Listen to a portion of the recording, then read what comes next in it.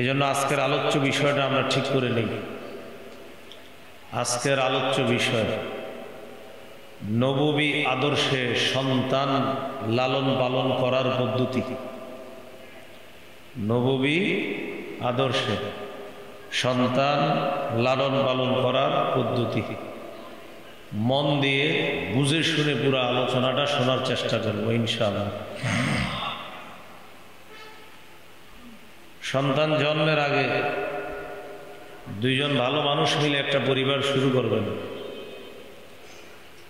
রাসূলুল্লাহ সাল্লাল্লাহু আলাইহি সাল্লাম বলেন, মান তারদাউনা দীনাহু ওয়া খুলুকাহু, যে ছেলের মধ্যে দুটি গুণ দেখো, একটা হলো দিনদারিতা আর একটা চারিত্রিক বৈশিষ্ট্য। কোন ছেলের এই দুই গুণ যদি তোমরা পছন্দ করো, কোন ছেলের দিনদারিতা যদি তোমরা পছন্দ করো, কোন ছেলের চারিত্রিক বৈশিষ্ট্য যদি তোমাদের ভালো লাগে, মেয়েকে তার কাছে বিয়ে দিয়ে দেবে। এখন বাস্তবতা কি বলেন? দিনদারিতা চারিত্রিক বৈশিষ্ট্য এটা খুঁজে না টাকাওয়ালা খুঁজে? টাকাওয়ালা খোঁজা দোষণীয় না, টাকাওয়ালা ছেলে খোঁজা এটা দোষের না, এটা দোষের না। কিন্তু টাকাওয়ালা খুঁজতে গিয়ে দিনদারিতা চারিত্রিক বৈশিষ্ট্য না খোঁজা এটা দোষের।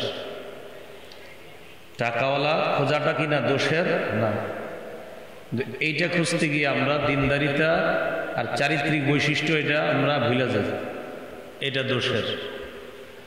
তাহলে কোনো ছেলের হালাল চাকরি আছে, হালাল কামাই আছে, তার এই হালাল কামাইটা দেখা এটা কন্যার বাবার জন্য দোষের না।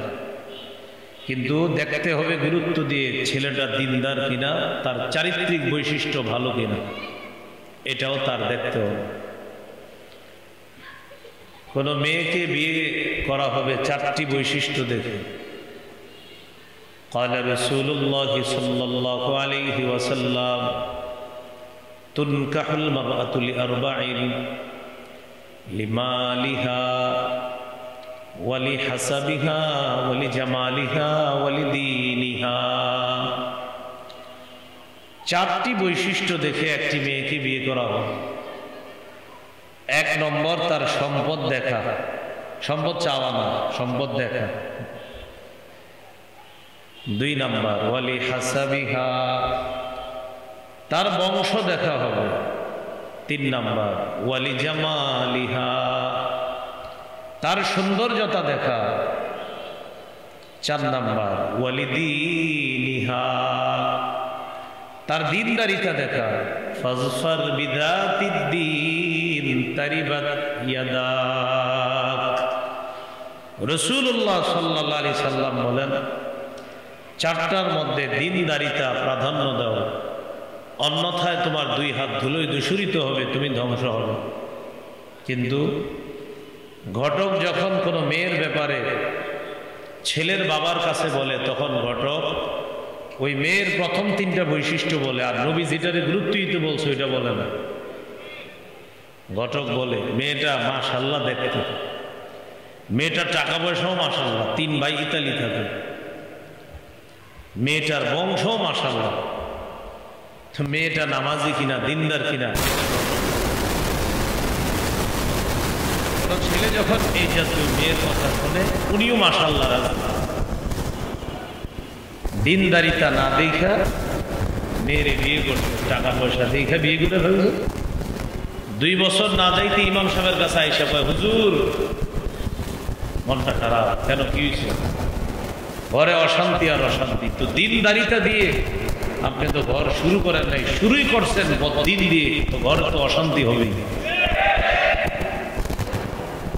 নবী বললেন কি আপনি করলেন? হুজুর নবী তো বলছে সম্পদ দেখতে, হুজুর নবী বলছে বংশ দেখতে, নবী বলছে সৌন্দর্যতা দেখছে। তো ভাই আর নবী কি বলছে? আরেকটা জানি কি? তো আরেকটা দিনদারিতা, নবী বলছে এটা প্রাধান্য দিতে, আপনি প্রাধান্য দিচ্ছেন তিনটা, আসলটা আপনি গনে নি নাই। তাই আপনার ঘর এটা জাহান্নাম হবে না, কাঠটা জাহান্নাম হবে। টোটাল আলোচনা থেকে আমরা বুঝতে পারলাম স্বামী দিনদার হবে, স্ত্রীও দিনদার হবে। বলেন স্বামী কি হবে? স্ত্রী, আবার স্বামী স্ত্রী এবার আমার সাথে বলেন, বলেন দিনদার স্বামী, দিনদার বিবি, তাদের মাধ্যমে দিনদার পরিবার হবে। দিনদার পরিবার হবে, দিনদার স্বামী, দিনদার স্ত্রী, তাদের মাধ্যমে দিনদার পরিবার। আল্লাহ তাআলা আজকের আলোচনার এতটুকু অংশ গুরুত্ব সহকারে বোঝার তৌফিক দান করেন। সন্তান দুনিয়াতে আসবে সুন্নতি পদ্ধতিতে, স্বামী স্ত্রীর সম্পর্ক স্থাপন হবে, আল্লাহ প্রদত্ত বৈধ পন্থায় আল্লাহর কাছে সন্তান কামনা করবে, দোয়া পড়বে, বিসমিল্লাহি আল্লাহুম্মা জান্নিবিনাশ শাইতান ওয়া জান্নিবিশ শাইতানা মা রাযাকতানা। যতদিন আরবি দোয়াটা না পারবেন বাংলাটাও অন্তত বলতে হবে। কেউ হাসবো না আমরা। স্বামী স্ত্রীর তারা একটা বৈধ সন্তান আল্লাহর কাছ থেকে নিবে, একটা বৈধ সম্পর্কের মাধ্যমে। এখন তারা এটা সুন্নাহ মোতাবেক আল্লাহর কাছ থেকে এই নেয়ামতটা তারা কামনা করবে, এই দোয়াটা পড়বে, বিসমিল্লাহি আল্লাহুম্মা জান্নিবনাশ শাইতান ওয়া জান্নিবিশ শাইতানা মা রাযাকতানা।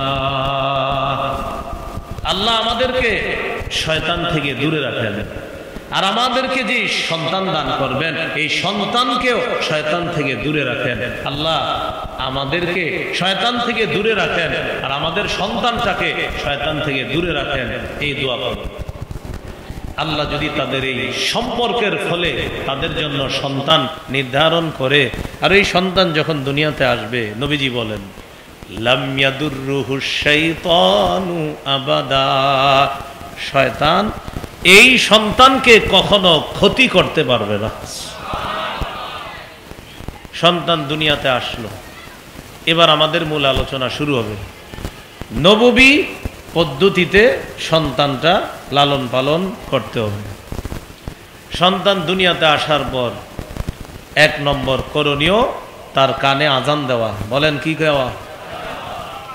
আবু দাউদ 5105 নম্বর হাদিস। এই হাদিসের বর্ণনাকারী উবাইদুল্লাহ ইবনে আবি রাফে তিনি বলেন, রাআইতু রাসূলুল্লাহি সাল্লাল্লাহু আলাইহি ওয়াসাল্লাম আযানা ফি উযুনিল হাসান ইবনে আলী ইবনে আবি তালিব রাদিয়াল্লাহু তাআলা আন হিনা ওয়ালাদাতহু ফাতিমাতু বিস-সালাহ।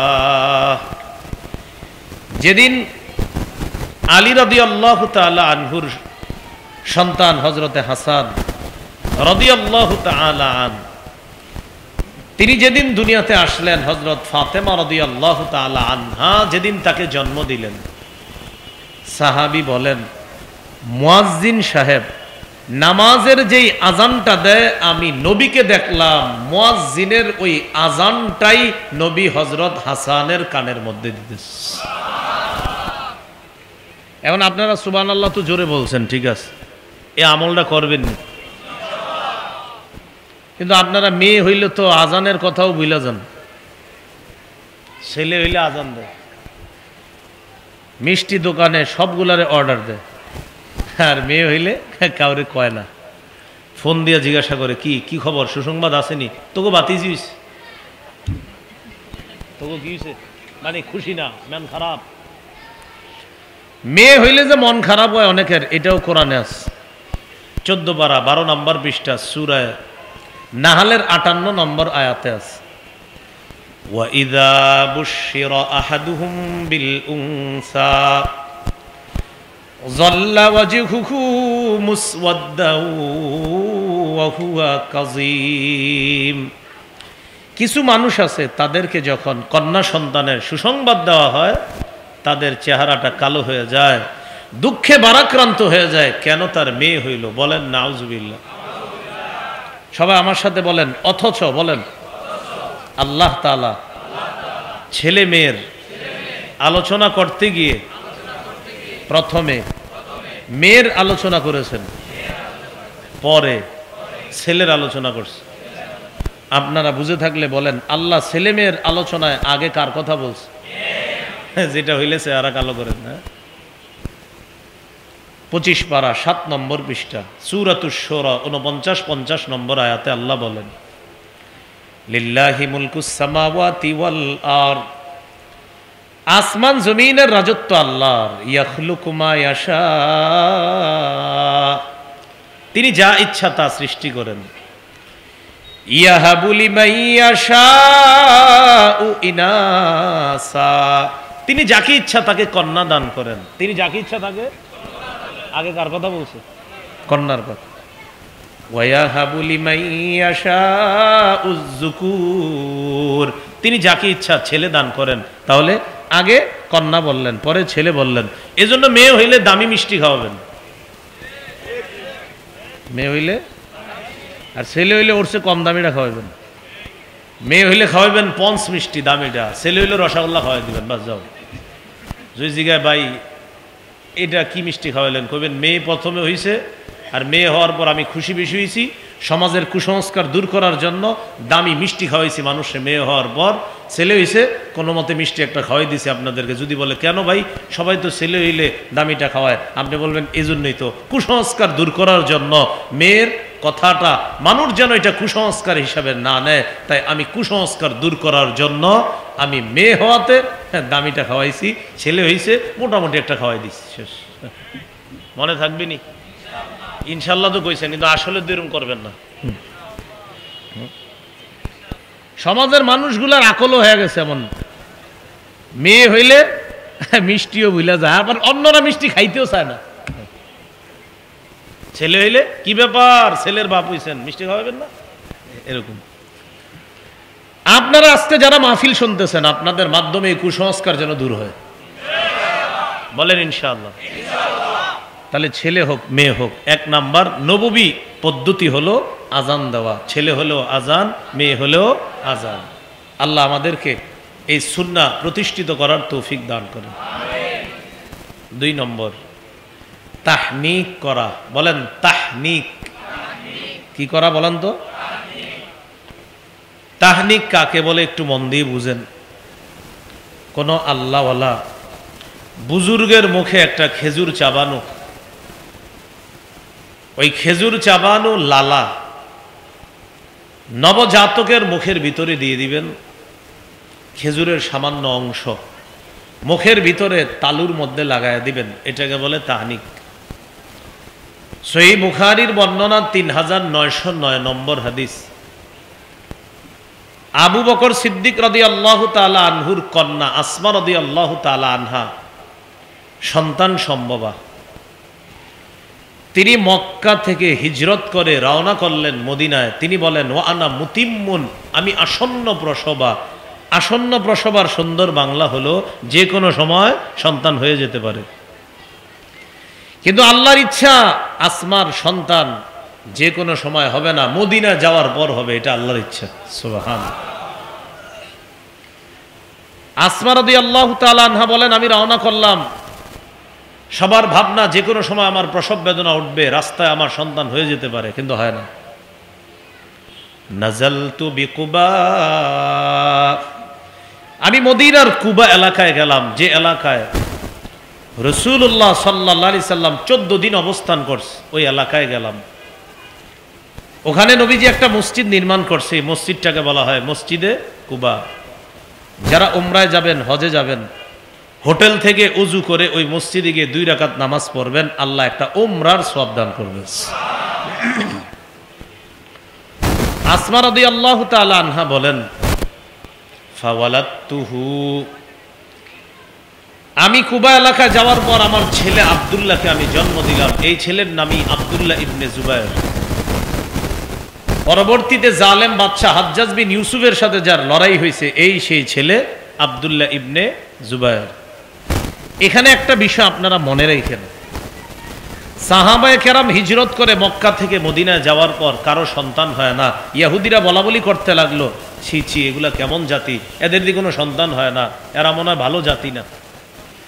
আল্লাহ তাআলার কৌশল, গর্ভবতী আসমা রাদিয়াল্লাহু তাআলা আনহাকে আল্লাহ নিয়ে গেলেন মদিনায়। হযরতে আসমার সন্তান হওয়ার মাধ্যমে আল্লাহ তাআলা ইহুদিদের ওই ধারণাকে আল্লাহ পাল্টায়া দিয়া বুঝায়া দিলেন, সাহাবায়ে কেরামের সন্তান হয়, হিজরতকারী সাহাবীদের মধ্যে সর্বপ্রথম সন্তান এই আসমা রাদিয়াল্লাহু তাআলা আনহার সন্তান, যার নাম আব্দুল্লাহ ইবনে জুবায়ের।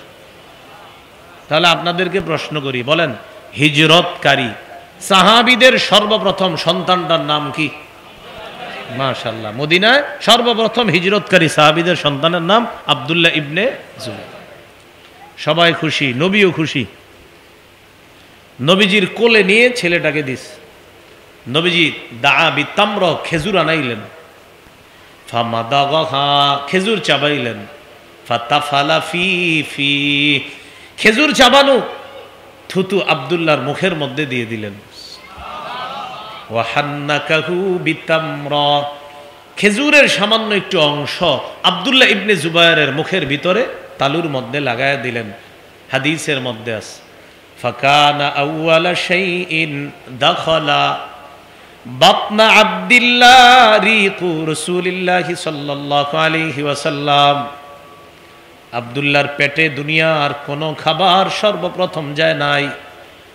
আব্দুল্লাহর মা আসমা রাদিয়াল্লাহু তাআলা আনহা বলেন, আমার ছেলে আব্দুল্লাহর মুখে সর্বপ্রথম আল্লাহর নবীর লালা যায়। আমার সন্তানের পেটে সর্বপ্রথম খাবার হলো আমার নবীর মুখের লালা। এটাই তার পেটে সর্বপ্রথম খাবার, এর আগে অন্য খাবার যায়নি। তাহলে চিন্তা করেন পেটে কি ঢুকছে? নবীর থুতু। চিন্তা করা যায়? কত আশ্চর্যের বিষয়। সুবহানাল্লাহ। আমগরে যদি স্বপ্নেও নবী একটু থুতু মুখে দিয়ে দেয়, তাও তো অনেক কিছু। হ্যাঁ, এই হলো তাহনিক করা। মনে থাকবে নি? কয়টা হইল? 1 নাম্বার, 2 নাম্বার তাহনিক করা। 3 নাম্বার, নবজাতক শিশুর জন্য আমরা দোয়া করব। চাচা, মামা, খালু, খালা যারা দেখতে যায় তারা এই বাচ্চাটার জন্য বরকতের দোয়া করা, বাচ্চার বাবার জন্য, বাচ্চার মায়ের জন্য বরকতের দোয়া করা। আবু দাউদ হাদিসের কিতাব 5106 নম্বর হাদিস। আন আয়েশা সিদ্দিকাতা রাদিয়াল্লাহু তাআলা আনহা কানা রাসূলুল্লাহি সাল্লাল্লাহু আলাইহি ওয়াসাল্লাম ইউতা বিসসিবিয়ান ফায়াদউ লাহুম বিল বারাকাহ।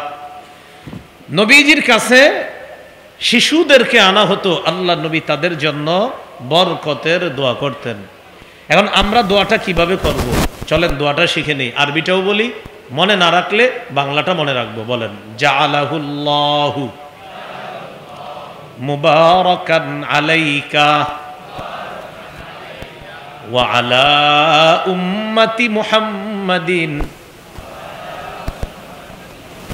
সাল্লাল্লাহু আলাইহি ওয়াসাল্লাম। আল্লাহ তাআলা এই শিশুকে তোমার জন্য এবং উম্মতে মুহাম্মদীর জন্য বরকতের কারণ বানায়া দেন। তাহলে তার জন্য বরকতের দোয়া করা, তোমার এই শিশুটাকে তোমার জন্য, তোমার পরিবারের জন্য, গোটা জগতের উম্মতে মুহাম্মদীর জন্য যেন আল্লাহ বরকত বানিয়ে দেয়। বলেন সুবহানাল্লাহ। 3 নাম্বার অধিকার। তাহলে আমরা শিশুটাকে দেখা বরকতের দোয়া করা। কিন্তু আমাদের মানুষগুলা কি করে বলেন তো? ওরে আকিকার দিন দেখতে যায়, কেউ বাঁকা কইরা, কেউ সোজা কইরা, কেউ এইভাবে ওইভাবে, কেউ মিষ্টিটা অত মিষ্টি খাইতে পারে না, মুখের এনে দইরা ছবিটা উঠায়, আবার কিন্তু নিয়ে নেয়। এখন ফেসবুকে লেখে প্রথম চাচা হওয়ার স্বাদ, অনুভূতি, এটা ভাষায় প্রকাশ করার মতো না। বাবা হওয়ার কি যে অনুভূতি, এটা শুধু যে বাবা সেই বুঝতে পারে। আমরা তো বুঝছি বিষয়টা, আপনি এটা এনে দেওয়া দরকার কি বলেন? হ্যাঁ, এই অনুভূতি প্রকাশ করতে গিয়ে দোয়া করা ভুলা যায়, বরকতের দোয়া করা ভুলা যায়। ওই সবাই অনুভূতির মধ্যে আছে। আমার সাথে আপনারা বলেন, অনুভূতি প্রকাশ করব নাকি বেশি দোয়া করব? এইটা দোয়া করব আমরা। এ হলো 3 নাম্বার। 4 নাম্বার, শিশু সন্তান কান্না করলে তার কান্না থামিয়ে দেওয়া, এটা তার অধিকার। শিশু কাঁদতেছে, শিশুর মা নামাজে আছে, আপনি দৌড়ে গিয়ে ওরে কোলে নেন, কিন্তু আপনার এত সময় কোথায়? মোবাইল দেখতেছেন আর বলতে, এই ওরে কোলে নাও না কেন, এত কাঁদতেছে, লও তাড়াতাড়ি, এ ঘরে তোরা কেউ নাই, কোলে নে। মানে এত ব্যস্ত, হ্যাঁ এইদিকে চাই, আমারও সুযোগ নেই, কোলে নে। আপনার কি কাজ এত? শিশুরে কোলে নেয় না, উনি প্রচুর ব্যস্ত। শিশুর 4 নম্বর অধিকার, শিশু কান্না করলে তার কান্না থামানো, এটা অধিকার। সহিহ বুখারী 868 নম্বর হাদিস। এই হাদিস শোনেন কি বলে নবীজি। ক্বালা রাসূলুল্লাহ সাল্লাল্লাহু আলাইহি ওয়াসাল্লাম ইন্নী লা আকুমু ইলাস সালাহ ওয়া উরিদু আন উতাওবিলা ফিহা। নবীজি বলেন, আমি নামাজে দাঁড়াই, নামাজে লম্বা কেরাত পড়ার নিয়ত করি। ফাআসমাউ বুকা আস-সাবিয়্যি, আমি নামাজে লম্বা কেরাত পড়ার নিয়ত করে যখন শিশুর কান্নার আওয়াজ শুনি, নবী বলতেছে আমি নামাজে যদি কোনো শিশুর কান্নার আওয়াজ শুনি, ফাআতাজাওয়াজু ফি সালাতি কারাহিয়াতান আন আশুক্কা আলা উম্মিহি। নবীজি বলেন, আমি শিশুর কান্নার আওয়াজ শোনার পর শিশুর মায়ের যেন কষ্ট না হয় আমার লম্বা কেরাতের কারণে, তাই আমি কেরাত সংক্ষিপ্ত করে শিশুর মা আর শিশুর দুজনের কষ্ট যেন না হয়, তাদের কষ্ট দূর করার জন্য আমি নবী লম্বা কেরাতের পরিবর্তে সংক্ষিপ্ত কেরাত দিয়ে আমার নামাজ শেষ করে শিশু এবং তার মায়ের অধিকার আমি নবী প্রতিষ্ঠিত করি। নবী কেরাত সংক্ষিপ্ত করে শিশুর যেন কান্না করে কষ্ট না হয়, কারণ নামাজ যত দেরি হবে শিশুরে নেওয়ার কেউ থাকবে না, তখন শিশুর অধিকার ক্ষুণ্ণ হবে। তাহলে 4 নাম্বার, ও কানলে ওর কান্না থামিয়ে দেওয়া। 5 নাম্বার, আকিকা করা। বলেন কি করা? ক্বালা রাসূলুল্লাহ সাল্লাল্লাহু আলাইহি ওয়াসাল্লাম ইন্নাল ইয়াহুদা তাউক্কু আনিল গুলাম ওয়ালা তাউক্কু আনিল জারিয়া ফাউক্কু আনিল গুলামি শাতাইন ওয়া আনিল জারিয়াতি শাতান। রাসূলুল্লাহ সাল্লাল্লাহু আলাইহি সাল্লাম বলেন, ইহুদিরা ছেলের আকিকা করত না, ছেলের আকিকা করত, মেয়ের আকিকা করত না। ইহুদিরা ছেলের আকিকা করত, মেয়ের আকিকা করত না। হে আমার উম্মত, তোমরা ছেলের পক্ষ থেকে 2টি ছাগল আকিকা করবা, মেয়ের পক্ষ থেকে 1টি পশু আকিকা করবা। তাহলে ইহুদিরা শুধু ছেলের আকিকা করত, মেয়ের আকিকা করত না। নবীজি বলেন, তোমরা ছেলের পক্ষ থেকে 2টি পশু আকিকা করবা, মেয়ের পক্ষ থেকে 1টি পশু আকিকা করবা। কারো যদি সামর্থ্য কম থাকে ছেলের পক্ষ থেকে 1টি পশু আকিকা করলেও হবে, কারো যদি সামর্থ্য কম থাকে ছেলের পক্ষ থেকে 1টি পশু আকিকা করলেও আকিকা আদায় হয়ে যাবে। নাসাই হাদিসের কিতাব 4220 নম্বর হাদিস। ক্বালা রাসূলুল্লাহ সাল্লাল্লাহু আলাইহি ওয়াসাল্লাম কুল্লু গুলামিন রাহিনুন বিআকিকাতিহি তুযবাহু আনহু ইয়াওমা সাবিহি। নবীজি বলেন, প্রত্যেক নবজাতক তার আকিকার সাথে আবদ্ধ, 7ম দিনে তার পক্ষ থেকে পশু জবাই করা হবে। ওয়া ইউহলাকু রাসুহু, তার মাথা মুন্ডন করা হবে। মাথা মুন্ডন করার পর চুল একটা টিস্যুর মধ্যে অথবা ছোট্ট একটা কাগজের মধ্যে রেখে দিবেন। স্বর্ণকারের দোকানে যাবেন, যাওয়ার পর তাকে বলবেন একটা পাল্লার মধ্যে আপনার 7 দিনের শিশুর চুল রাখতে, আরেক পাল্লায় রূপা রাখতে।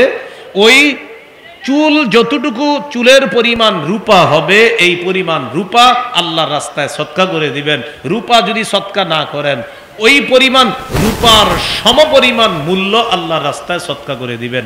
1500-2000 টাকার রূপা হইতে পারে, বাড়ায়া বলছি আমি, আরো কম হইতে পারে। 1500-2000 টাকা বা 2500 টাকা রূপা হবে, আমি বাড়ায়া বলছি, আরো কম হবে। রাসূলুল্লাহ সাল্লাল্লাহু আলাইহি সাল্লাম ফাতেমা রাদিয়াল্লাহু তাআলা আনহাকে বললেন, ফাতেমা, হাসানের মাথার চুলটা মুন্ডন করো। ওয়া তাসাদদাকি বিজিনাতি শারিহি ফিদ্দাতান, হাসানের মাথার চুল পরিমাণ রূপা আল্লাহর রাস্তায় সদকা করে দিও। হযরত আলী বলেন, ফাওয়াজানতুহু ফাকানা ওয়াজনুহু দিরহামান আও বা'দা দিরহাম, আমি হাসানের 7 দিনের মাথার চুল ওজন করলাম, হাসানের চুলের পরিমাণ হলো 1 দেরহাম রূপা অথবা 1 দেরহামের কাছাকাছি। আমি এই পরিমাণ রূপা আল্লাহর রাস্তায় সদকা করে দিলাম। তাহলে 5 নাম্বার আকিকা করা আর চুল মুন্ডন করা, 7ম দিনে চুল মুন্ডন করা, এটা হলো 5 নাম্বার অধিকার। আকিকার গোশত সবাই খেতে পারবে, বাবা মা দাদা দাদি নানা নানি সবাই খেতে পারবে। এমনকি যার আকিকা দিলেন, যদি আপনার মনে কোনো সন্দেহ থাকে ওর জন্য ফ্রিজে রেখে দিয়েন, বড় হইলে খাওয়াই দিয়েন। কথার কথা, অনেকের মনের মধ্যে এরকম আছে যে আকিকার গোস্ত মনে হয় সবাই খেতে পারবে না। না, এটা পবিত্র খাদ্য, এটা সবাই খেতে পারবে। বাবা খাবে, মা খাবে, দাদা দাদি নানা নানি 14 গোষ্ঠী খেতে পারবে। এমনকি যার আকিকা ওরটাও ফ্রিজে রেখে দেন, বড় হইলে বলবেন নে তোর আকিকার গোস্ত খা। এটা গুরুত্ব দিলাম এই কারণে, অনেকে এটারে মনে করে না না এটা কেমন জানি, এরপরে যদি না খান আমার জন্য পাঠাই দিন। আপনি পবিত্র খাদ্য কেন খাবেন না ভাই? হালালকে হালাল মনে না করা পাপ, হালালকে হালাল মনে না করা পাপ, হালালকে হারাম মনে করা কুফর, হারামকে হালাল মনে করা কুফর। তা আপনি কেন এটার ব্যাপারে মনে সন্দেহ রাখবেন? আমার সাথে বলেন আকিকার গোশত হালাল, বলেন আকিকার গোশত বলেন, দাদা দাদির জন্য, মা বাবার জন্য, নানা নানির জন্য, ভাই বোনের জন্য। এই হালালকে কি মনে করা যাবে না? হারাম মনে করার কোনো সুযোগ নেই। মনে থাকবে তো? এলো 5 নাম্বার। 6 নাম্বার, সুন্দর নাম রাখা। আলেমদের সাথে পরামর্শ করে সুন্দর একটা নাম রাখবেন। আবু দাউদের হাদিস 4949 নম্বর হাদিস। قال رسول الله صلى الله عليه وسلم أحب الأسماء إلى الله عبد الله وعبد الرحمن। আল্লাহর কাছে সর্বাধিক পছন্দের নাম হলো আব্দুল্লাহ, আব্দুর রহমান। বলেন সবচেয়ে পছন্দের নাম কি? আব্দুল্লাহ, আব্দুর রহমান। সবাই এখন আলেমদের কাছে আইসা বলে হুজুর একটা আনকমন নাম দেন। কি নাম দেন? তো হুজুররা যতই সাহাবীদের নাম বলে আনকমন দেন। খাদিজা কয় ওল্ড, আয়েশা কয় ওল্ড, মাইমুনা বারিরা কয় ওল্ড। হুজুর নতুন কিছু দেন, তো রড সিমেন্ট বালু রেখা দেন, এগুলো খুব আনকমন নাম। হ্যাঁ, এত সুন্দর নাম আপনার পছন্দ হয় না, তো আপনি আনকমন আর কি রাখবেন বলেন? এই আনকমন রাখতে গিয়ে অনেকে সন্তানের নাম এমন এমন নাম রাখে, আপনি এই নাম শোনার পর আপনি টেনশনে পড়ে যাবেন যে এটা আসলে ঘটনা কি, মানে এটা কি শুনলাম আমি। এরকম আল্লাহ আমাদেরকে নামের ক্ষেত্রে সতর্কতা অবলম্বন করার তৌফিক দান করেন। তাহলে সুন্দর নাম রাখা। আব্দুল্লাহ ইবনে আব্বাস রাদিয়াল্লাহু তাআলা আনহুমার বর্ণনা, তিনি বলেন ক্বালু ইয়া রাসূলুল্লাহ ক্বাদ আলিমনা হাক্কাল ওয়ালিদি ফামা হাক্কুল ওয়ালাদি ইয়া রাসূলুল্লাহ। হুজুর মা বাবার হক আমরা জানি, ছেলে সন্তানের হক কি আছে একটু আমাদেরকে বলেন তো, ছেলে মেয়ের কি হক? নবীজি বললেন আইয়ুহসিনা ইসমা, মা বাবার জন্য কর্তব্য সন্তানের সুন্দর একটা নাম রাখা। ওয়ায়ুহসিনা আদাবা, সন্তানকে শৈশব থেকে সুন্দর আদব কায়দার মাধ্যমে বড় করা। মা বাবার জন্য কর্তব্য সুন্দর নাম রাখা, শিষ্টাচারের মাধ্যমে সন্তানকে বড় করা। এ হলো 6 নাম্বার অধিকার শিশুর। 7 নাম্বার, শিশুকে উপনামে ডাকা। উপনাম, উপনাম কারে কয়? আবুল কাসেম, আবু উমায়ের, আবু তহের, এগুলারে বলে উপনাম। উপনামের চর্চা আগে মুসলমানের মধ্যে ছিল, এখন আর নাই তেমন। আবু দাউদের হাদিস 4969 নম্বর হাদিস। এই হাদিসের মধ্যে আনাস রাদিয়াল্লাহু তাআলা আনহু বলেন নবীজি প্রায় সময় আমাদের বাসায় আসতেন। আমার এক ছোট ভাই আছে, এই ছোট ভাইয়ের ছোট্ট একটা পাখি ছিল, এই পাখির সাথে সে খেলাধুলা করত। সুবহানাল্লাহ। একদিন আমার ভাইয়ের পাখিটা মারা গেছে, মনটা খারাপ, ছোট্ট মানুষ, ওর পাখি মারা গেছে, মন খারাপ। নবীজি আমাদের বাসায় আসছে, আসার পর ফারাআহু হাজিনা, নবী দেখলেন আমার ছোট ভাইয়ের মনটা খারাপ। নবীজি প্রশ্ন করলেন মা শানুহু, ওর কি সমস্যা, ওর মন খারাপ কেন? ঘরের সদস্যরা জবাব দিলেন মা তানুগরহু ইয়া রাসূলুল্লাহ, হুজুর ওর ছোট্ট পাখিটা মারা গেছে তো তাই ওর মনটা খারাপ। ফাকালা রাসূলুল্লাহ সাল্লাল্লাহু আলাইহি ওয়াসাল্লাম ইয়া আবা উমাইর মা ফাআলান নুগাইর, ও আবু উমাইর ছোট্ট পাখিটার কি হলো? দেখেন নবী কিভাবে মিলায়া বলছে, ইয়া আবা উমাইর মা ফাআলান নুগাইর, ইয়া আবা উমাইর মা ফাআলান নুগাইর। শিশুকে নবী যখন এরকম ছন্দের মতো দুইটা বাক্য বলছে, শিশুর মনটা খুশি হয়ে গেছে। তো এই আবু উমায়ের যে নবী বলছে আবা উমায়ের, এটাকে বলে উপনাম। বলেন এটাকে কি বলে? আরবিতে বলে কুনিয়ত, বাংলায় বলে উপনাম। আরবিতে বলে কুনিয়ত, বাংলায় বলে উপনাম। তো শিশুকে মাঝে মাঝে এইভাবে উপনামে ডাকা, শিশুকে খুশি করে দেওয়া, সুন্দর অর্থবোধক কোনো বাক্যে শিশুকে কিছু বইলা খুশি করে দেওয়ার চেষ্টা করা, আল্লাহ তৌফিক দান করেন। 8 নাম্বার, শিশু সন্তান বারবার মাটিতে পড়ে গেলে ওরে উঠানো, ওর হাঁটুতে যেন বেশি ব্যথা না পায়। ওরে হাঁটা শিখাইতে গিয়ে ওরে বেশি ব্যথা দিয়েন না। নতুন নতুন হাঁটা শিখছে, এখন আপনি ওরে ছেড়ে দিছেন ওই মাঠের ওই পাশ থেকে এই পাশে, আব্বু আসো আম্মু আসো, এই বেচারা ওই পাশ থেকে এখানে আসতে কতবার পড়বে। এখান থেকে এখানে কাছাকাছি শিখাইতে পারেন যেন বেশি কষ্ট না পায়। শিশু আমার আপনার কাছে এটা পাও না, এই যে আমার আব্বা, এই যে আমার আম্মা, আমি যে বারবার পইরা যাই হাঁটু যেন ব্যথা না পাই, আমারে হাঁটা শিখাইবেন বেশি ব্যথা না দিয়ে, এটা আমি আপনাদের কাছে অধিকার পাও না, এটা শিশু আমাদের কাছে পায়। দলিল শুনলে আপনারা অবাক হয়ে যাবেন, এমন এক দলিল আসতেছে, দেখেন কি দলিল। আবু দাউদের 1109 নম্বর হাদিস। পৃথিবীর শ্রেষ্ঠ খতিব মসজিদে ভাষণ দিতেছে। শ্রেষ্ঠ খতিবকে? মুহাম্মদ সাল্লাল্লাহু আলাইহি সাল্লাম। সুবহানাল্লাহ। পৃথিবীর শ্রেষ্ঠ খতিব জুমার নামাজের ভাষণ দিতেছে। আজকে কি নামাজ ছিল? খতবানা রাসূলুল্লাহ সাল্লাল্লাহু আলাইহি ওয়াসাল্লাম। নবীজি আমাদেরকে ভাষণ দিতেছে। ফাআকবালাল হাসান ওয়াল হুসাইন রাদিয়াল্লাহু তাআলা আনহুমা। হাসান হুসাইন মসজিদে আসছে। সুবহানাল্লাহ। তারা মাত্র হাঁটা শিখছে। আপনার হাসান হুসাইন রাদিয়াল্লাহু আনহুমা মোটামুটি হাঁটতে পারে। ইয়াসুরান ওয়া ইয়াকুমান। হাসান হুসাইন রাদিয়াল্লাহু আনহুমা মসজিদে আসার পর তারা বারবার পড়ে যাচ্ছে, আবার উঠতেছে, পড়তেছে, উঠতেছে, পড়তেছে, উঠতেছে। নবীজি খুতবা বন্ধ করে দিয়েছে। বলেন তো, তাদেরকে দেখতেছে কে? নবী। কারণ নবীর দিকে সব সাহাবীরা তাকায় রয়েছে, আর নবী দেখতেছে হাসান হুসাইন মসজিদে আইসা বারবার পড়তেছে, উঠতেছে। নবীজি খুতবা বন্ধ করলেন। ফানাজালা, মিম্বর থেকে নাইমা গেলেন। ফাআখাযাহুমা, দুই নাতিরে জড়ায়া কোলে নিলেন। ফাসাইদা বিহিমাল মিম্বার, দুই নাতিকে কোলে নিয়ে মিম্বরে গিয়ে বাকি খুতবা শেষ করছেন। হাদিসের শেষে নবী বলেন, লাম আসবির, আমি সহ্য করতে পারি নাই ওদেরকে দেখা, ওরা বারবার পড়ে যাচ্ছিল, ওরা বারবার পড়ে যাচ্ছিল, ওদের এটা দেখা আমি সহ্য করতে পারি নাই। আল্লাহ রাসূল খুতবা বন্ধ করে শিশুর অধিকার প্রতিষ্ঠিত করছে। তাহলে এই পায়ে যেন, হাঁটুতে যেন শিশু বেশি ব্যথা না পায়, তাহলে বেশি ব্যথা না দিয়ে ওরে হাঁটা শিখাইতে হবে।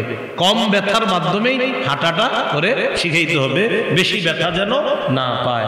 এটা হলো 8 নম্বর অধিকার। 9 নম্বর অধিকার, এটা আমার সাথে বলেন, বলেন। উত্তম কালারের, উত্তম পোশাকে শিশুকে অভ্যস্ত করা। কালার হইতে হবে উত্তম, পোশাক হইতে হবে উত্তম। রাসূলুল্লাহ সাল্লাল্লাহু আলাইহি সাল্লামের একজন সাহাবী, নাম আব্দুল্লাহ ইবনে আমর রাদিয়াল্লাহু তাআলা আনহুমা, তিনি বলেন, নবীজি তাকে দেখলেন আলাইহি সাওবানে মুআসফারান, তার শরীরের মধ্যে 2টা কুসুম রঙের জামা। কোন রঙের? কুসুম রং ভালো না বেশি। فقال رسول الله صلى الله عليه وسلم هذه ثياب الكفار فلا تلبسها। এগুলো কি পরছো তুমি? খোলো, এগুলো কাফেরদের পোশাক, আর পরবা না, এগুলো খুলে ফেলো। তাহলে কুসুম রঙের 2 জোড়া পোশাক দেখলেন, আল্লাহ রাসূল বললেন এগুলা কাফেরদের পোশাক, এগুলা আর পরিধান করবা না। তাহলে উত্তম পোশাকে শিশুকে অভ্যস্ত করা, কালারটা যেন সুন্দর হয়, উত্তম হয়, চেষ্টা করা। কয় নাম্বার গেল? 9। 10 নম্বর, এটা আমার সাথে বলেন, বলেন। সতর ঢেকে রাখে এমন পোশাকে শৈশব থেকে শিশুকে অভ্যস্ত করা। কি ঢেকে রাখে? সতর ঢেকে রাখে এমন পোশাকে শিশুকে অভ্যস্ত করা। সূরা আরাফ 26 নম্বর আয়াতে আল্লাহ বলেন, ইয়া বানি আদামা قد أنزلنا عليكم لباسا يواري سوآتكم وريشا ولباس التقوى ذلك خير। আল্লাহ বলেন, আমি তোমাদেরকে এমন পোশাক দিলাম যে পোশাক তোমাদের সতর ঢেকে রাখে, তোমাদের লজ্জাস্থান ঢেকে রাখে, যে পোশাক তোমাদের সৌন্দর্যতার কারণ, যে পোশাক তোমাদের লজ্জাস্থান ঢেকে রাখার সৌন্দর্যতার কারণ, আর তাকওয়ার পোশাক এটাই সর্বোত্তম পোশাক। শিশুকে ছোটবেলা থেকে যদি ওর হাঁটু ঢাকা শিখান, ও যখন একটু বড় হয় দেখবেন প্যান্ট খালি টানতে থাকে নিচের দিকে। ঘটনা কি? ওর মাথায় ঢুকে গেছে যে আমার প্যান্ট তো উপরে থাকার কথা না, এটা নিচে থাকার কথা। ওর বয়স মাত্র 1.5-2 বছর, কিন্তু ওর এই হাঁটু ঢাকা আপনি শিখায় ফেলছেন। এখন ওর যখন বয়স বাড়ে, ও যখন লম্বা হয়, ওর প্যান্টটা ছোট হয়ে যায়, দেখবেন প্যান্ট টানতে থাকে, এভাবে নিচের দিকে টানতে থাকে। ঘটনা কি? ঘটনা হলো ওর মধ্যে এটা সেট হয়ে গেছে যে আমার তো এই জায়গা ঢাকনা থাকে, হঠাৎ এটা খোলা কেন? আপনি শুকরিয়া আদায় করবেন যে আমার সন্তানের মধ্যে এই মানসিকতা আল্লাহ জাগ্রত করে দিয়েছে। কয় নাম্বার গেল? 10। 11 নাম্বার, এটা যদি পারেন আর কি, সাদা পোশাকে অভ্যস্ত করা। কোন পোশাকে? হাদিসে আসছে সাদা পোশাক সর্বোত্তম পোশাক। قال رسول الله صلى الله عليه وسلم البسوا من ثيابكم البياض। নবীজি বলেন তোমরা তোমাদের পোশাকের মধ্যে সাদা পোশাক পরিধান করবা। ফাইন্নাহু খায়রু সিয়াবিকুম, সাদা পোশাক তোমাদের জন্য সর্বোত্তম পোশাক। এরপর নবী বলেন কাফিনু ফিহা মাউতাকুম, এই সাদা পোশাকে এই মৃত মানুষটাকেও তোমরা কাফন দাফন করবা। জীবিতরা সাদা পোশাক পরবা, মরাকেও সাদা পোশাক পরায়া দিও। জীবিতরা সাদা কেন পরবে? জীবিত মানুষটা যখন দেখবে আমার শরীরে সাদা পোশাক, আমি যদি একটু পরে মারা যাই, মানুষ আমারে এই সাদা পোশাক দিয়ে আবার কবরে রাখবে। সাদা পোশাক মানুষকে মরণের কথা স্মরণ করে, সাদা পোশাক মানুষকে মরণের কথা স্মরণ করায় যে আমার শরীরে সাদা পোশাক। ইন্না লিল্লাহ, আমি যদি মারা যাই আমারে আমার আত্মীয় স্বজন সাদা পোশাক পরায় কবরে রাখবে। কয় নাম্বার গেল? 11। 12 নাম্বারটা অনেক গুরুত্বপূর্ণ। বলেন অহংকার প্রকাশ না পায়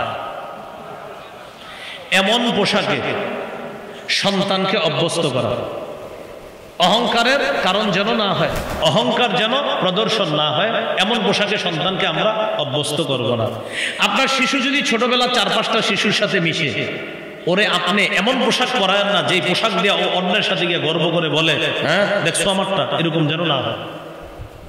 অন্য শিশুর সাথে ও যখন মিশবে ওর মধ্যে যেন কোনো অহংকার এই ভাব, যদিও ওর অহংকারের গুনাহ হবে না যেহেতু নাবালেগ, কিন্তু ওর মধ্যে যেন এই চেতনা জাগ্রত না হয় যে ও পোশাক নিয়ে গর্ব করা শিখে ফেলছে, এটা যেন না হয়।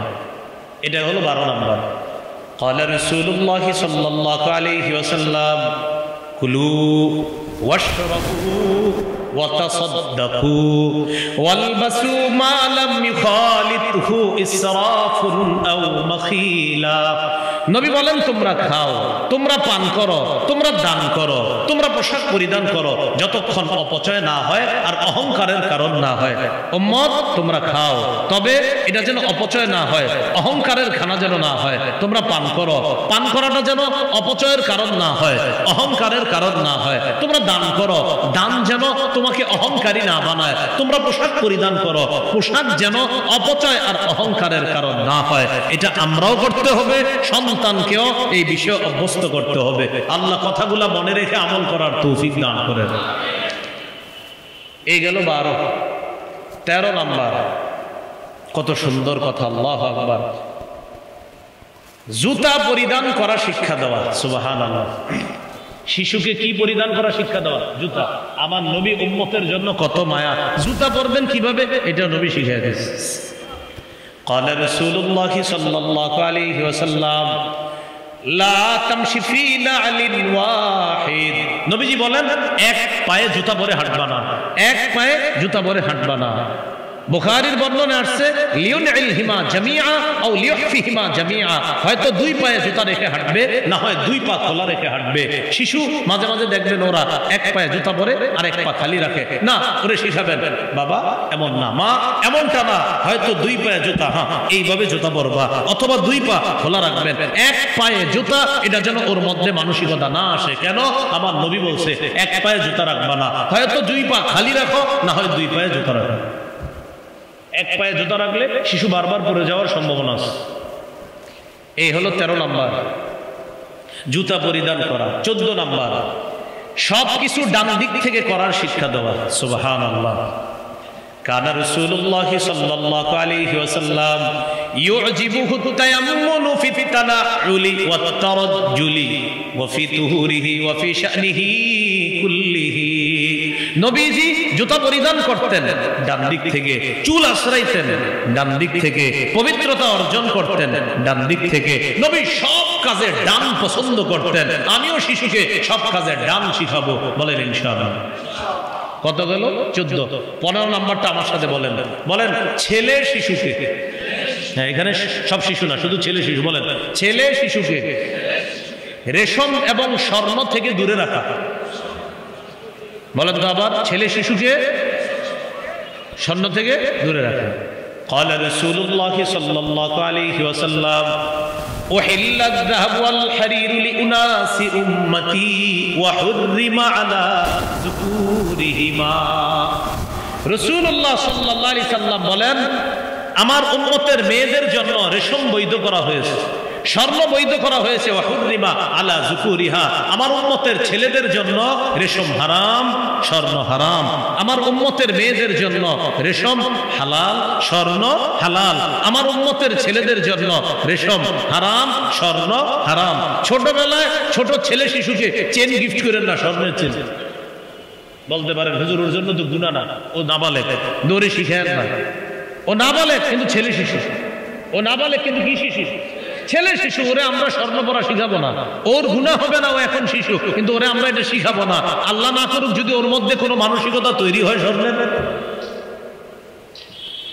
পুরুষ স্বর্ণ পরবে জান্নাতে, পুরুষ রেশম পরবে জান্নাতে, বাস এটা আমার রবের বিধান। আমার রবের বিধান আমি মাথা পেতে মেনে নিই। মনে থাকবে তো ইনশাআল্লাহ। তাওহীদ শিক্ষা দেওয়া। কি শিক্ষা দেওয়া? ছেলেকে মেয়েকে বলবেন, নবীজি যেটা আব্দুল্লাহ ইবনে আব্বাস রাদিয়াল্লাহু তাআলা আনহুমাকে শিখিয়ে দিয়েছে, নিজের বাহনের পিছনে বসায় বলতেছে, এই গোলাম শোনো, তুমি হে বালক তুমি শোনো, আমি তোমাকে কিছু বিষয় শিখিয়ে দিই। ইহফাজিল্লাহ ইয়াহফাজকা, তুমি সদা সর্বদা আল্লাহর বিধিবিধানগুলো রক্ষা করবা, আল্লাহ তোমাকে রক্ষা করবে। ইহফাজিল্লাহ তাজিদহু তুজাহাকা, তুমি আল্লাহকে সদা সর্বদা স্মরণে রাখবা, বিপদে আপদে আল্লাহকে তুমি কাছে পাইবা। এবার কি শিখাইবেন দেখেন, ইযা সাআলতা ফাসআলিল্লাহ, তুমি যখন চাইবা আল্লাহর কাছে চাইবা। বলেন শিশুকে কি শিখাবো? তুমি চাইলে কার কাছে চাইবা? মা কার কাছে চাও? বাবা কার কাছে চাও? তাহলে শিশুকে বলা, মা আল্লাহর কাছে চাও, বাবা আল্লাহর কাছে যাও। শিশু সন্তানকে আদর করে বলেন আল্লাহর কাছে চাও, মেয়েকে বলেন আল্লাহর কাছে চাও। যখন সাহায্য প্রার্থনা করবা আল্লাহর কাছে সাহায্য প্রার্থনা করো। এইভাবে একমাত্র আল্লাহই সব দেয়, আল্লাহই নেয়, আল্লাহই দাতা, আল্লাহই রিজিক দাতা। এই তাওহীদ একত্ববাদের শিক্ষা দেওয়া শিশুকে। এবার আমার সাথে একটু বলেন, বলেন সৃষ্টি আল্লাহর, সময় আল্লাহর, স্থান কাল আল্লাহর। বলেন সৃষ্টি, সময়, স্থানের মুখাপেক্ষী আল্লাহ নন। আবার আল্লাহ তাআলা সৃষ্টির মুখাপেক্ষী নন, সময়ের মুখাপেক্ষী নন, স্থানের মুখাপেক্ষী নন। বলেন সবাই, বরং সৃষ্টি, সময়, স্থান সব আল্লাহর মুখাপেক্ষী। তাহলে এভাবে আমরা শিশুকে শিখাবো, সৃষ্টি, সময়, স্থান এগুলা সব আল্লাহর মুখাপেক্ষী, আল্লাহ কারো মুখাপেক্ষী না। এইভাবে শিশুকে শিক্ষা দেওয়া, এটাই আল্লাহুস সামাদ, আল্লাহ অমুখাপেক্ষী, আল্লাহ কারো মুখাপেক্ষী না। তাওহীদ শিক্ষা দেওয়া। কত নাম্বার গেল? 16। 17 নাম্বার, শিশুকে ঈমানি তরবিয়ত শিক্ষা দেওয়া। কি তরবিয়ত? ঈমানি তরবিয়ত শিক্ষা দেওয়া। এবার আমার সাথে বলেন, বলেন ঈমানের শ্রেষ্ঠ চাওয়া নামাজ। বলেন তো ঈমানের সবচেয়ে শ্রেষ্ঠ একটা দাবি কি? নামাজ। শিশুকে নামাজে অভ্যস্ত করা, যেন 7 বছর বয়সে ওরে হুকুম দিলেই ও নামাজে আগ্রহী হয়ে ওঠে। বাকি 7 বছর বয়সে যে ওরে হুকুম দিবেন, হুকুম দেওয়ার আগ পর্যন্ত ওরে অভ্যস্ত করবেন কিভাবে? আপনার স্ত্রী ঘরে যখন নামাজ পড়বে, ও যখন দোলনার মধ্যে থাকবে, তখন আপনার স্ত্রী যেন ওকে দেখায়া নামাজের মধ্যে দাঁড়ায়। আপনার স্ত্রী নামাজে দাঁড়াবে, ও যেন আপনার স্ত্রীকে নামাজ পড়তে দেখে ঘরের মধ্যে। আপনি মাঝে মাঝে সুন্নত নামাজগুলা যখন ঘরে পড়েন, আপনার শিশু যেন আপনাকে দেখে। দেখবেন 2-2.5 বছরের বাচ্চাটা পরনে কাপড় নাই, কিন্তু মাথায় টুপি একটা দিয়ে আপনার পাশে দাঁড়ায় থাকবে। পরনে কাপড় নাই, 2 বছর বয়স, ও আপনার পাশে এসে দাঁড়াবে। হজরতের কিন্তু শরীরে কাপড় নাই, মাথায় টুপি আছে, বয়স 2, আর আপনার দিকে খালি তাকায় থাকবে এইভাবে, হাত এইভাবে রেখে তাকাবে। এখন দেখে কি আপনার ঠোঁট নড়ে, ও এমন করে ঠোঁট নাড়ায়। এবার দেখে কি আপনি ঠোঁট নাড়ার উপর রুকুতে যান, ও রুকুতে যায়, আবার এভাবে নিচে দিয়ে দেখে আপনি কি করেন। তো আপনি তো ঠোঁট নাড়ান, সুবহানা রাব্বিয়াল আযীম পড়েন, ও এরকম করে মানে ঠোঁট নাড়ায়। এবার আপনি যখন সালাম ফিরাবেন, আঙ্গুলের ওই তাসবিহ পড়তেছেন, ও কি করে জানেন? হঠাৎ আপনার একদিন দেখছে আপনি তাসবিহ, ওরে কোনোদিন বইলেন না কিচ্ছু, ও খালি আপনারে দেখবে। শিশুরা ফলো করে বেশি। ও যখন দেখবে আপনি এমন করেন, দেখবেন ও আপনার দিকে তাকাবে আর আঙ্গুলের দিকে তাকায় এমন করবে, যে সুবহানাল্লাহ। ওর ভিতরে কিন্তু ইসলামী আদর্শ ঢুকে যাইতেছে, ইসলামী আদর্শ। আপনি যদি সারাদিন এটা দেখেন ওরে নিয়ে, না হাইছেন না, বিষয়টা সিরিয়াস নেন। আপনি সারাদিন টিভি দেখেন, নাটক সিনেমা দেখেন, কথার কথা কারো ঘরে এরকম পরিবেশ থাকে, শিশুরে নিয়ে সারাক্ষণ এগুলো দেখতেছেন, তো কি শিখবে আপনার কাছে? হ্যাঁ, এই শিশু আপনারে ওই পরবর্তীতে আর খাবার দাবার দেয় না, এটাই সে হুজুরদেরকে বলেন, হুজুর সন্তান খোঁজখবর নেয় না, আপনি ঠিক মতো ওদের খোঁজখবর নেন নাই। আপনি কেন সারাক্ষণ টিভি দেখাইছেন? কেন আপনি সারাক্ষণ নাটক দেখলেন ওরে নিয়ে? কেন আপনি সারাক্ষণ ওরে অশ্লীল জিনিসগুলো দেখাইলেন ছোটবেলা? এখন বড় হওয়ার পর ও আপনার খবর নেয় না কেন? ছোটবেলা থেকে ওরে আপনি দিন শিক্ষা দিলেন না কেন? তাহলে 17 নাম্বার ইমানি তরবিয়ত শিক্ষা দেওয়া। ইমানের শ্রেষ্ঠ একটা দাবি হলো কি? নামাজ। নামাজ শিক্ষা দেওয়া। রাসূলুল্লাহ সাল্লাল্লাহু আলাইহি সাল্লাম বলেন, মুরু আওলাদাকুম বিস-সালাহ ওয়া হুম আবনাউ 7 সিনিন।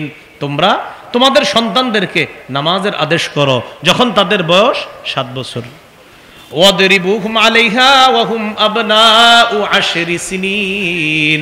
যখন তাদের বয়স 10 বছর তখন তাদেরকে প্রয়োজনে মৃদু আঘাত করো। মনে থাকবে তো ইনশাআল্লাহ?